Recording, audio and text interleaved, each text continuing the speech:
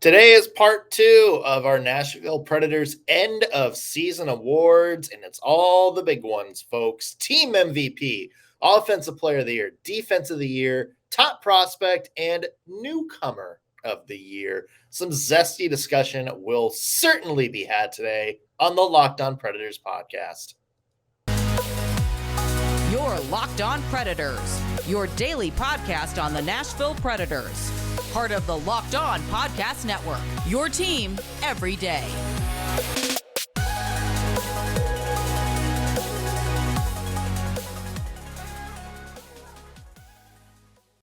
Thank you for making Locked On Predators your first listen of the day. Every single day, we are your free daily Nashville Predators podcast, available to you wherever you get your podcast and on YouTube. I'm Nick Morgan. I'm a writer at Penalty Box Radio, and I have a partner in crime. You do. I'm Ann Kimmel. I'm a writer at InsideThePreds.com. Also want to mention today's show is brought to you by Gametime. Download the Gametime app, create an account, and use code LOCKEDONNHL for $20 off your first purchase. All right, and if there's any lesson we learned over the playoffs this weekend, is that I guess it's the responsibility of the Central Division to kind of up the entertainment value of some of these games this series. Yeah, blowout after blowout after blowout after blowout, and then all of a sudden, hey, here's Dallas and Minnesota absolutely murdering each other. It is that, and you knew going in, of course, when you saw these two teams were going to play, you knew it was going to be very spicy, very zesty game between these two teams. But I am loving this series. I am going to need 7 games of this series because it is playoff hockey on steroids, really cheap steroids you buy from some guy at the gym. Okay. Yeah. It's insane. Yeah. I've heard about them. Okay. The other thing was both of us picked Edmonton to win the Stanley Cup. Mm-hmm. The Oilers were a Stanley Cup pick. Looked a little bit hairy up until about halfway through the second period yesterday. Yeah. What is up with Edmonton? It feels like Edmonton is needing more than 60 minutes to listen to what we have said. Yeah. I mean, considering they're down 3-0, that probably works out a little bit better for them. Yeah. So, it's been an interesting weekend of games. I did want to ask you, though, as I sat and watched these games all this weekend, this question was just brewing in my mind and my heart. And so I want to see where you're at. Okay. When you've watched some of these playoff games, have there been certain games or large periods of games, large sections of games where you've been like, Nashville Predators could keep up with this? No. Okay. In a 7-game series, no. I've seen games where it's like, Juuse Saros, the goalie that he is, could definitely steal one or two. But there's absolutely been no one, even a team like Winnipeg, that I look at, one of these last teams in, or Seattle, that I look at and be like, you know what, like, give me 7 games of this, and I bet the Preds could, have a good chance at maybe squeaking out a series. There's absolutely none of that the way these two teams are playing. At this point, maybe the Florida Panthers. Yeah. Just because other than that pretty good stretch in game 2, they've looked bad a lot of this series. But that's the only one, really. I mean, even a team like the New York Islanders, it seems like they have kind of the tools that will just completely cut out what the Nashville Predators like to do. Yeah, I've kind of had that same thought. Now, I will say this. Remember that we haven't seen, it will be interesting to see how the compilation next season after the summer workouts, after training camp, what it would look like with some healthy pieces added into what we got to see at the end of the season. But I had kind of that same thought. As sad as I was to see the Predators miss the postseason as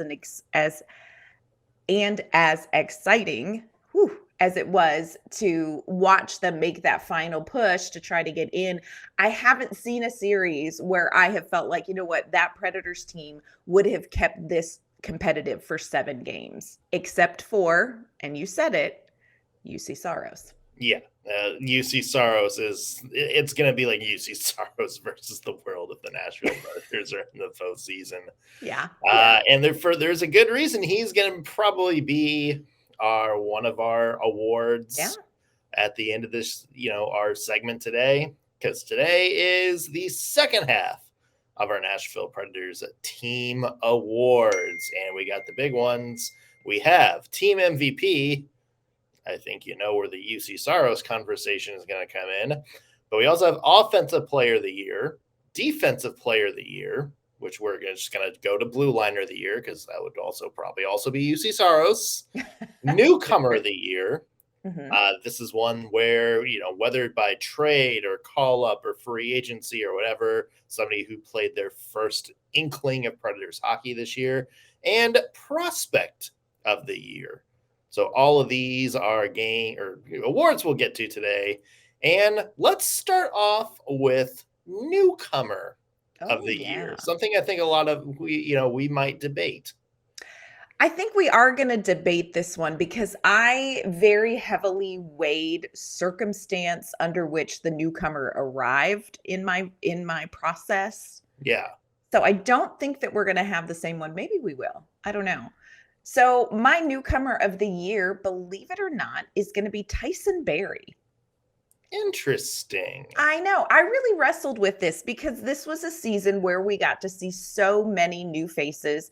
So many of them performed very, very well. But I really weighed heavily the circumstances under which Tyson Barrie came to the team. And in my mind, I pictured the meme of the cartoon dog sitting at the table drinking a cup of coffee with fire around him. And he's saying, "It's fine. It's all fine."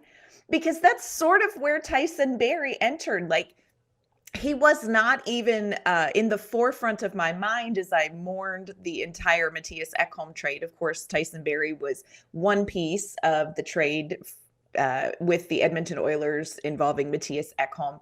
So he came in and ended up playing defensively on a team that had, of course, Ekholm out, Alexander Carrier out the rest of the season. Ryan Patrick was out for a chunk of the season. Roman Josi went down for the end of the season. And all of a sudden, you have this new player on a new team entering a team that's not making a deep cup run. This is a team that's looking around going, A, who is healthy? And B, who are we? What are we doing here? Or D, who is my teammate? Yes. I've never seen this guy before. Yeah. And I really feel like Tyson Barrie stepped up. He spent some time down the stretch too, paired with two young new players. He played with Jake Livingston. He played with Spencer Stastny. I felt like he was really great partnering with these young guys. I also know that he was a voice in the locker room that stepped up into kind of this leadership void when so many of them went down. And so for me, I really feel like Tyson Barrie stepped in. Love that he's a little bit of an offensive defenseman, 3 goals, 9 assists, and 12 points. So didn't knock it out of the park, but I feel like we've seen some good things from him. He's good at QBing on the power play when the other ones are dropping like flies. So for me, I feel like due to the circumstances he came into and based on how he walked out the rest of the season, for me, Tyson Barrie's my newcomer. And he's talking about his leadership. He wore the A, 3 games after coming over? Yeah. Something like that. Very quickly. Yeah, I like Tyson Barrie a lot. And when he came over, I think a lot of us were thinking the same thing. We said, whoop, another trade chip. Yes. Like this is a guy that you and I were kind of holding our breath. It's like, is he going to make his debut? Because it seems like the Preds could still try to flip him at the deadline for like another high draft pick or something like that. But you watch him play and you watch like some of the plays he makes, and I agree, really good offensive defenseman. You saw his stats coming into Nashville and you thought, oh, that's Connor McDavid. That's Leon Draisaitl.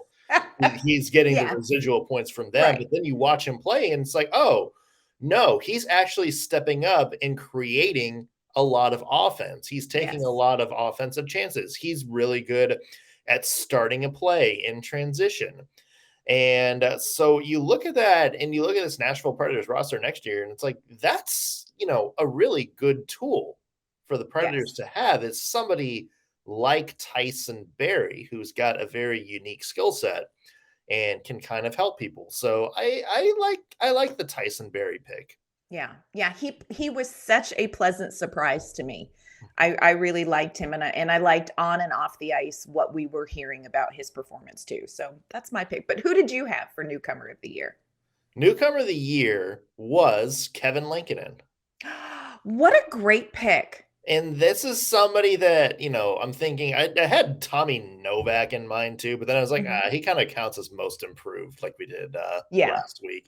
Yeah. Because he wasn't real, like, he was a call-up, but he wasn't really a newcomer. Like, he kind of debuted last year, so I kind of didn't count. But Kevin Lankinen had solved a major problem in Nashville this year, and you saw it down the stretch, as Kevin Lankinen solved the problem of somebody other than Juuse Saros having to be in every clutch game. Yes. Now, it kind of worked out that way this year, because Juuse Saros was in every clutch game because the Predators found themselves in a playoff stretch. But it wasn't like last year where you had, God bless him, David Riddick in goal, and it just seemed like the Predators were fighting things wherever, all his wins, you suddenly had to put like 5 goals on the board to overwrite that. With Kevin Lankinen, he could do the same thing Juuse Saros did, which was go in there and steal a win. And, you saw that in some of his performances. He goes out there and steals a win in a game in which the Predators are outmatched or outnumbered. And that gives the Preds a lot of confidence, because now all of a sudden you have 2 goaltenders that you can put in any situation. And that certainly changes things. You don't have to put Juuse Saros in every back-to-back. If there's, if the back-to-back's a clutch game, you can be a little bit more, change that. You can be a little less strategic about where you play, and, there's this game coming up, but it's, in this stretch, so we need Saros for that one, so we're going to put Kevin Lankinen. No, Juuse Saros is going to start that one, Lankinen in the next one, and then Saros the one after that. You can just kind of simplify things, having a good goaltender who's not going to be a liability for your team. And that, has kind of been the issue last year. And, as we saw, kind of an issue that helped us hurt us down the stretch. Yeah. And wouldn't you say one of the things that Poyle and Trotz said in their postseason presser was, they were saying, you've got to have good goaltending. You've got to have 2 good goaltenders. And wouldn't you say that we saw some saves from Kevin Lankinen that were, and some performances overall that were performances that could win you really tough competitive games, that could win you a game, in a playoff series? Like, this was not somebody in net that you had to compensate for if it wasn't Saros. Wouldn't you agree that he was, like, he could take you places? Kevin Lankinen? Kevin Lankinen. Yeah. If he plays as good as he did this year, because, he was the Blackhawks starter, and that didn't exactly work out well. Didn't have a good team in front of him, but yeah, no.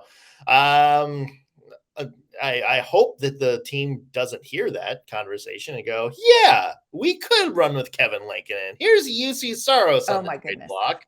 They wouldn't. Yeah, there also happens to be a guy who we might mention a little bit in the mix as well that may play into some future plans. Yeah. So let's get there. Let's talk about Prospect of the Year in just a second. Before we do that, though, I want to mention today's show is brought to you by Gametime. And you like going to last-minute Preds games, right? I do. Have you ever done the thing like me where buying the last-minute tickets has been stressful AF? Oh my gosh, the worst. It is the worst. There's all those trying to find the best deals. You're jumping between apps. There's all those like $200 fees that pop up on every single ticket that you're suddenly trying to buy. Wouldn't it be great if you could just say, screw all that and get into the game easy? That's Yes. where Gametime comes into handy. When you browse through the Gametime app and look through upcoming events in your area, you are going to find great deals on everything from sporting events to concerts to theater to comedy, anything that you can imagine, with killer deals on last minute tickets and their best price guaranteed. Stop stressing over the tickets and start getting hyped for the fun that you'll have with the Gametime app.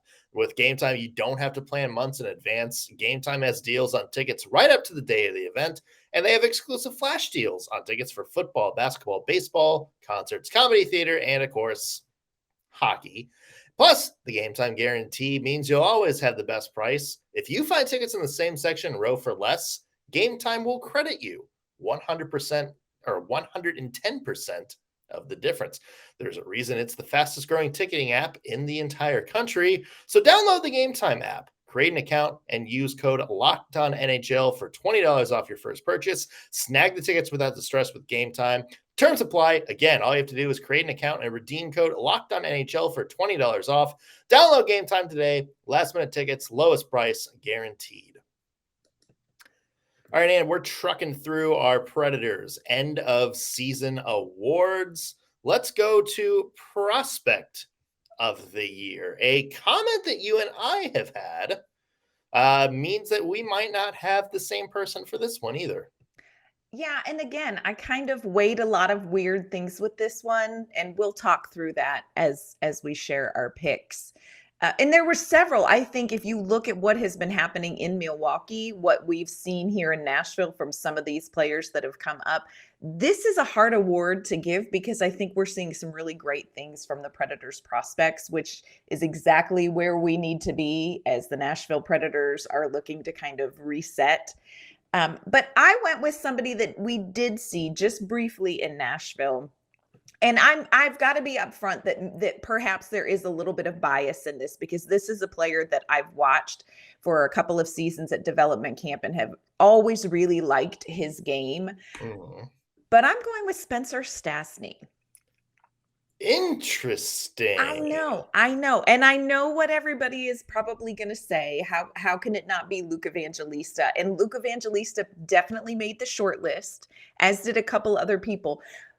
But I went with Spencer Stastny because I feel like we just got a little taste of it. I felt like Luke Evangelista feels like he's been here for forever. Am I wrong?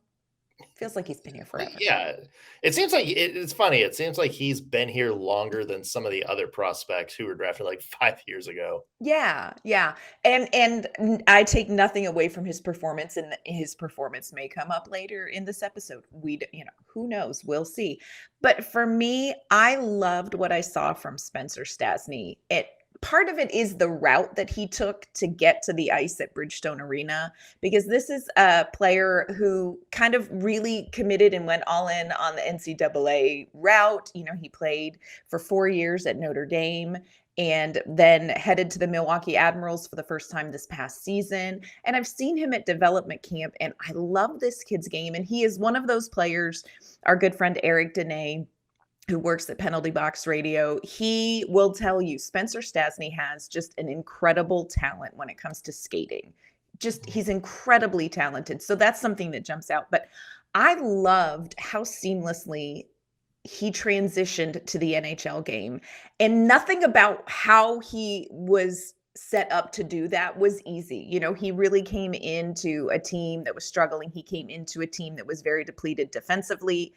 And he was somebody that Tyson Barrie jumped in and kind of partnered with and helped him along. But I loved what we saw from this young player for those 8 games he was here in Nashville. I think he looked like a comfortable, confident NHL defenseman. Of course, there's room for his game to grow, but I feel so encouraged and really excited about what we're going to see from him, especially in training camp. Where is he going to land? Is he going to earn a spot next season? I don't know. But I feel like this is a prospect that has NHL caliber talent. I noticed that when he got called up because, we had heard about Spencer Stastny. Our good friend Eric Dene has talked to him a few times. Yeah. But, he just always seemed to kind of be like down there when Yes. we talked about Preds defense. We talked about Ufko and Jack Mateer.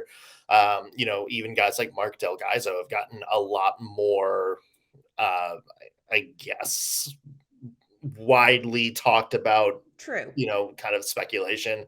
And I agree. I like Stastny in camp. He was one of those guys. It's like, you could tell that he spent 4 years in college because, he's had a more mature game, a little bit more rounded out. And then I was kind of surprised, like you, just at how well he transitioned to the NHL. Like, he had a lot of skills that looked NHL ready.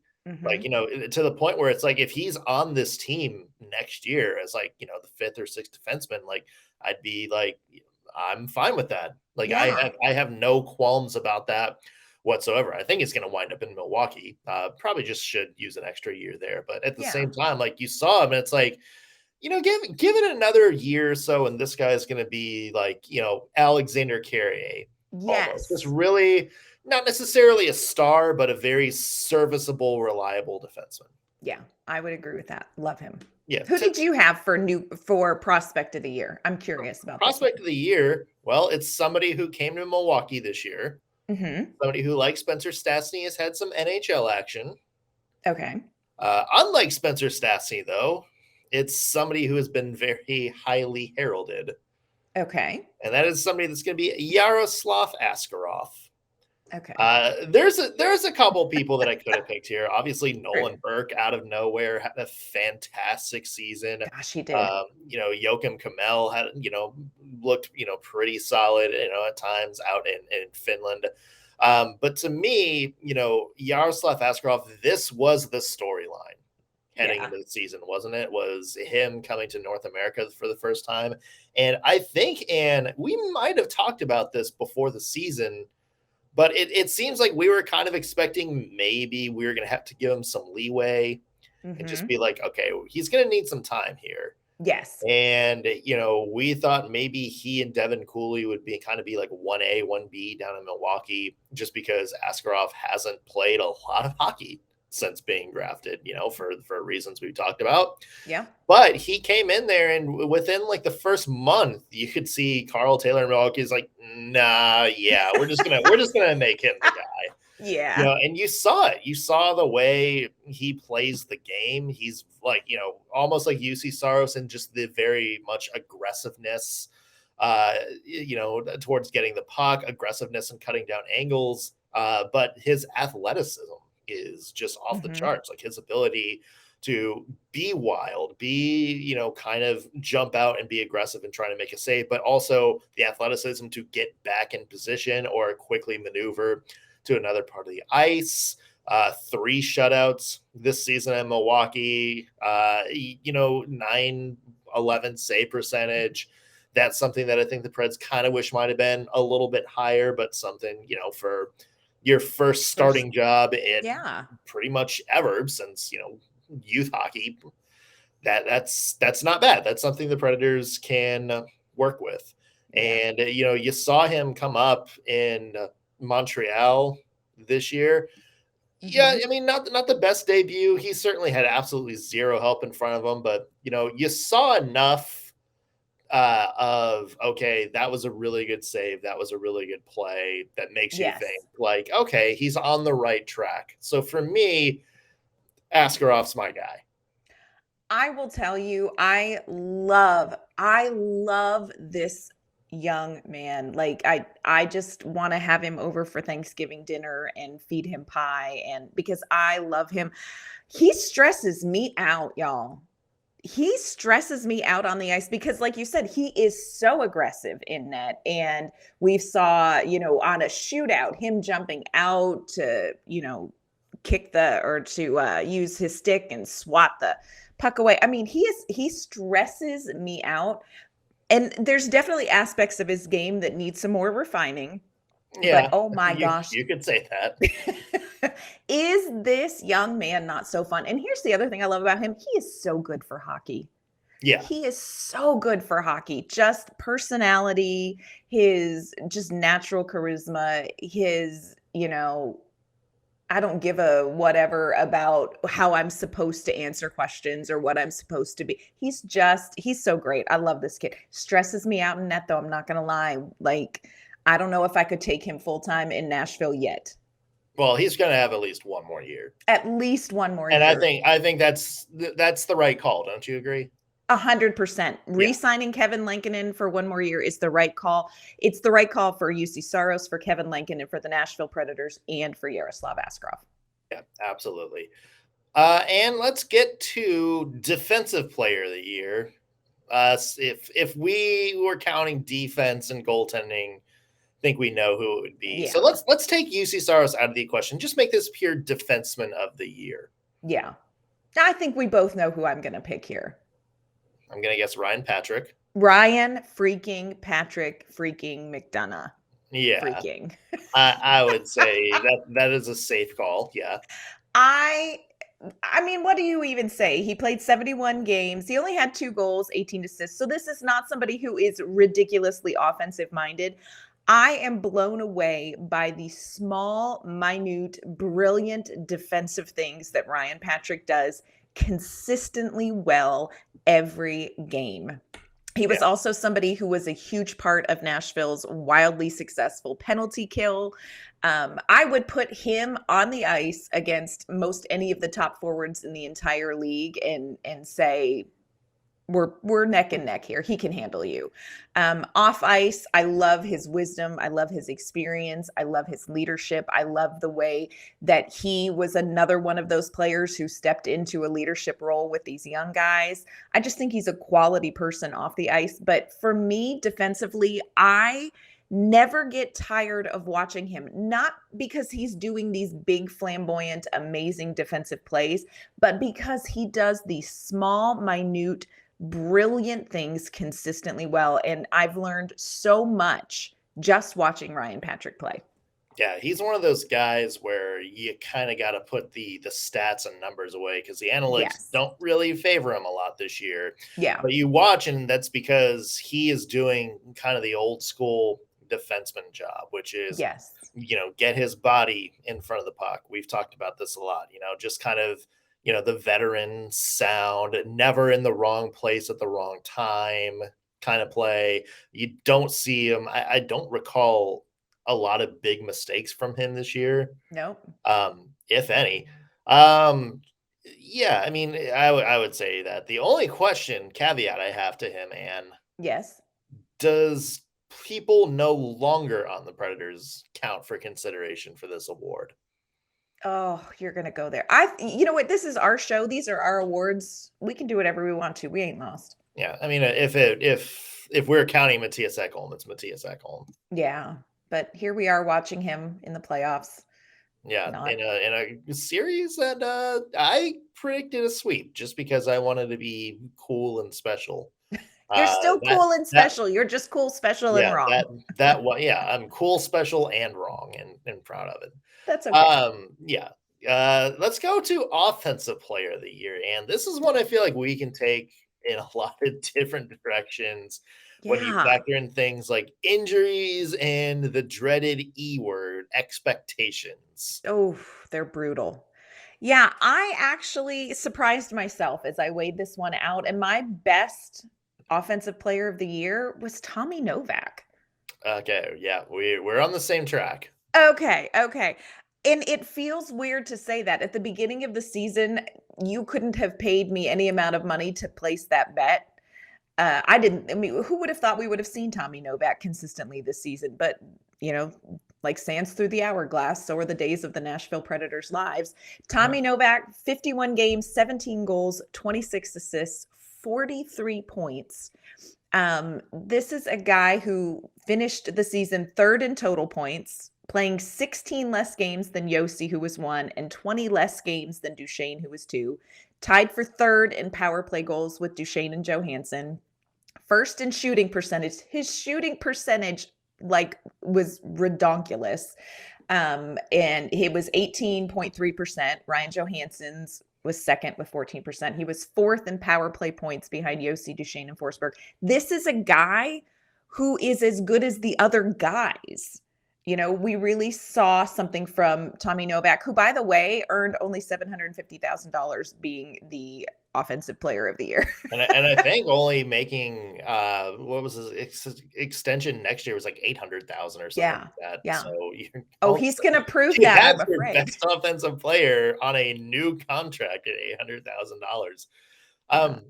I agree, and Tommy Do you? Novak was my guy. And he is somebody that we've talked about this before. I don't know if numbers wise he's going to be the same guy next year, or 2 years down the road, 3 years down the road, when the Predators probably want to think about maybe finding more of a younger core to kind of solidify, maybe start being competitive again. But you watch the style of play in which he plays with, just a lot of confidence in the offensive zone, confidence we didn't always see from our veterans who were very true. Yeah, veterans who have been in this league, 10 plus years. Tommy Novak kind of playing that YOLO style of hockey where he just, gets to the front of the net. Sometimes he's got the puck. Sometimes he just puts himself in position to make a play if the puck happens to get to him. You see really good chemistry. That style of hockey meshes so well with somebody like Phil Tomasino, who is kind of a, look up, pass first kind of guy, really good at setting up plays for other people. You have him, you have Tom, Cody Glass, who are both kind of like that. Tommy Novak is good because he's kind of the antithesis to that. He's sort of, and I mean this in the best possible way, kind of a selfish hockey player a little bit, in terms of, okay, what play can I make first? And you need a few guys like that on your team. You need guys who aren't going to like overthink, who are just going to get the puck and be like, you know what, screw it, I'm going to make a play here. And if not, I'm going to have guys that can kind of clean it up. That's I get a lot of that from Tommy Novak in this game. Obviously, he's not a selfish player or anything like that. No, but I know what you mean. Yeah. Yeah, because you see him also set up good plays for teammates and all that good stuff. But yeah, I mean, Tommy Novak, kind of a refreshing player. We haven't seen quite a lot of that style from Nashville, unfortunately, here over the past few years. Yeah. My runner-up was Cody Glass. I would have gone Forsberg as my runner-up. Yeah. Probably would have won had he played the full season. Losing Forsberg, there's a whole podcast in What If. Yeah. When talking there's about a lot of what ifs with this Nashville Predators. Aren't there though? MVP, no surprise. We've talked about Juuse Saros a lot this season. I feel like we do at least 2 podcasts a week specifically centering around Juuse Saros. I mean, here's my question for you, Anne. Can you think of another goaltender in the NHL who is most critical to his team's fate than Juuse Saros is right now? No. The one I was thinking of, maybe Connor Hellebuyck. Maybe Connor Hellebuyck. I feel like he's got a little more in front of him offensively. That makes it maybe a little easier on the goaltender, because remember, the Nashville Predators needed Saros to make just about every save because their games were 2-1. They weren't scoring offensively. So, yeah, I think you'd be hard-pressed to find a goaltender more critical to the success of their team than Juuse Saros. And statistically, saves above average, saves above expected, shots faced. Juuse Saros, man, he has carried the weight of this team, and it will be great in a couple of years to see a team surrounding him where maybe some of that doesn't all fall on him. Yeah. Here's some stats from Natural Stat Trick. Now, these are the worst teams defensively in the NHL in terms of expected goal against. So worst defensive teams. Number 1 is the Anaheim Ducks, who have the best lottery odds. Montreal Canadiens, bottom 5 team. Arizona Coyotes, bottom 5 team. Columbus Blue Jackets, second best chance at Connor Bedard. And then the Nashville Predators. So you have 4 of the worst teams in the NHL, like bottom feeders, competing for Connor Bedard, and then the Nashville Predators. And it's funny because then you go through the next part, and again, all teams that miss the playoffs. The Blues finished worse than Nashville. The Sharks worse than Nashville. The Blackhawks actively trying to tank. The Buffalo Sabres. You have to go to the Florida Panthers at 11 before you find a playoff team. And here the Nashville Predators were one game away from the postseason this year. And they're doing that with similar stats as teams that tanked. Yeah. Yeah. What's the equate? Like, what is the answer there? And the answer is Juuse Saros. I mean, gosh. Yeah. Real quick, who's your runner-up for MVP? MVP. Like, if just real quick, if you had to pick one. Oh, see, now I feel a lot of pressure. Tommy Novak probably would be my runner-up. I would agree. Tommy Novak this year. Yeah. Let us know your thoughts, people listening to this podcast. Our loyal Locked On Pred heads. I like it. Are we making that stick? Is that going to be the thing? I can't come up with anything better. So until we do, I think we run with it. Locked On Loyalist. No, Locked On Loyalist. That sucks. We're going to keep workshopping it. Loyal Locked On listeners. I'm going to screw up that way too many times. No, Locked On Pred heads. We're rolling with Locked On Pred heads. All right. Yeah. Congratulations, people who listen every day, our everydayers. You're now called Locked On Pred heads. There you go. Let us know what you guys think about our team awards. Is there anybody other than Saros you'd pick as your team MVP? Who's your prospect of the year? Newcomer, all that good stuff. Let us know. Tweet us at LO_Predators or leave a comment on the YouTube page. And where can people find your work? You can find my work online at InsideThePreds.com. You can find me on Twitter at ANK_Mama on Ice. You can find me at penaltyboxradio.com. Follow me on Twitter at _NSMorgan. Also, be sure to like and subscribe to our channels. Let you know when we have fresh stuff out for you. And it also helps us out. So we like to think you might want to help us out. That's going to do it on today's Locked On Predators podcast. Thanks for making us your first listen of the day. Back tomorrow with more hockey talk. See you then.